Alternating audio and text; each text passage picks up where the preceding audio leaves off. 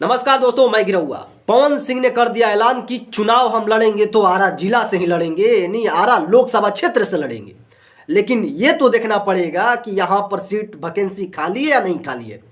पवन सिंह ने अभी तक कोई भी पार्टी डिसाइड नहीं किए हैं, जबकि इससे पहले और आज तक अभी भी बीजेपी के पार्टी के स्टारक प्रचारक रह चुके हैं और उनका अनुमान है कि अब की बार हम सांसद के चुनाव लड़ेंगे, नहीं लोकसभा चुनाव, आरा लोकसभा चुनाव लड़ेंगे। लड़ने के बाद यहाँ आरके सिंह है। पिछली 2019 के अगर आंकड़ा उठाया जाए तो यहाँ पर दो कैंडिडेट खड़ा थे। एक थे राजू यादव, जिनको लगभग 4,19,000 लगभग वोट आए थे। उसके बाद आरके सिंह थे, जिनका 5 लाख लगभग 66,000 वोट आए थे। आरके सिंह एकदम पूरा बहुमत से जीते थे, लगभग 1,20,000 से ज्यादा वोट से जीत गए थे राजू यादव से। और इस बार क्या पवन सिंह आते हैं चुनाव में तो किस पार्टी से आएंगे? क्योंकि पहले भी कैंडिडेट आरके सिंह है, उसके बाद यहाँ पर आरजेडी से राजू यादव है, जो कि सीपीआई एमएल ये जो भी पार्टी से मिलाकर यहाँ से चुनाव लड़ेंगे। पवन सिंह अगर बीजेपी टिकट नहीं देती है तो निर्दलीय से आ जाए, ऐसे मुझे संभावना नहीं लगता है कि पवन सिंह आकर चुनाव लड़ जाएंगे, वो भी निर्दलीय से। जमानत जब्त हो जाएगी। उसके बाद क्या आरजेडी टिकट देगी? क्योंकि पहले से राजू यादव यहाँ मुहाने पर काम कर चुके हैं और कर रहे हैं। तो क्या होगा पवन सिंह का, ये देख। अमुख्ता यह भी है कि पवन सिंह के वजह से टेंशन में आरके सिंह भी है और राजू यादव जी भी हैं।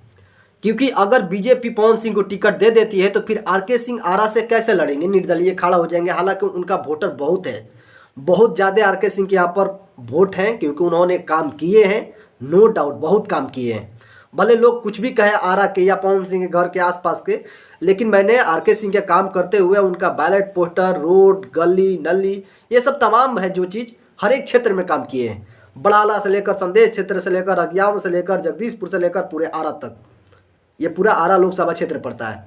राजू यादव के भी टेंशन है कि अगर आरजेडी से पवन सिंह आ जाते हैं तो फिर राजू यादव के क्या होगा, ये समझने वाली बात है। और पवन सिंह ने अभी कोई भी खुलासा बड़ा सोच समझ के कर रहे हैं, क्योंकि किसी भी पार्टी को अभी तक नाम नहीं लिए हैं। उनका कहना है अगर बीजेपी हमको टिकट नहीं देती है तो देखेंगे, क्योंकि हमारे पास 2 मोबाइल है, एक आईफोन भी रखा हूं और दूसरे में सैमसंग अल्ट्रा का भी रखा हूं। अगर आईफोन नहीं काम करेगा तो हम सैमसंग से काम चला लेंगे। ये पवन सिंह के ऐलान है।